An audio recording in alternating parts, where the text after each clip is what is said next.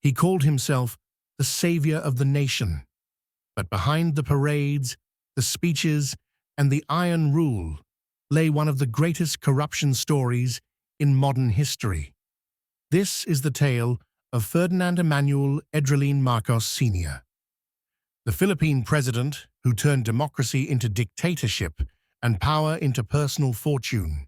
Ferdinand Marcos was born on September 11, 1917, in Sarat, Ilocos Norte, Philippines.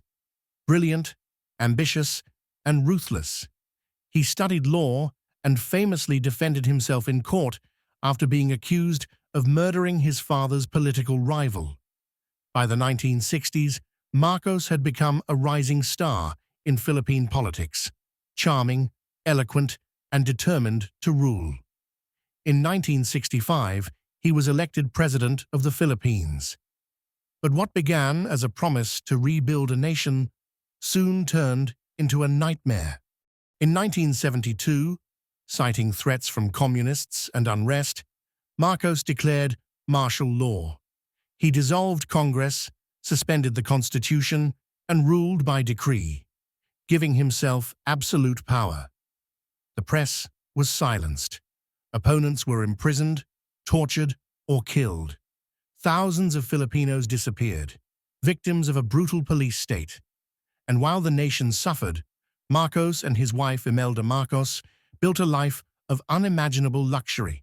Behind closed doors, the Marcos family looted the country's treasury, stealing billions of dollars in public funds. They owned New York skyscrapers, Swiss bank accounts, and hundreds of artworks and jewelry pieces. Imelda became infamous for her 3,000 pairs of shoes, a symbol of excess in a land of poverty. By the 1980s, the Philippines' foreign debt soared past $25 billion, while millions of Filipinos lived in hardship. The world began to see through the illusion. In 1983, opposition leader Benigno Aquino Jr.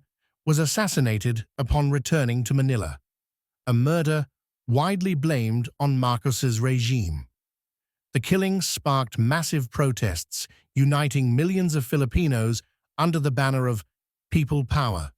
By 1986, as the world watched, the people rose, demanding freedom.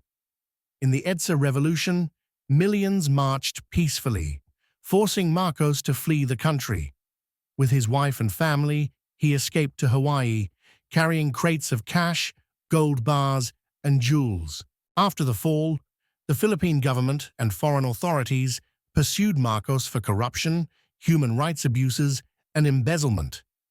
Investigators estimated he and his wife had stolen between $5 and $10 billion from the Filipino people, making it one of the largest thefts by a head of state in history.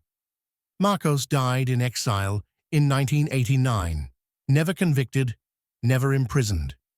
His wife Imelda faced multiple charges, but many were overturned or delayed. And in a shocking twist of history, their son, Ferdinand Marcos Jr., has become president of the Philippines, bringing the Marcos name full circle. He built his empire on lies, silenced a nation with fear, and died believing he was a hero. But history remembers differently. This is Crimes of the Powerful, where power corrupts absolutely and justice comes too late.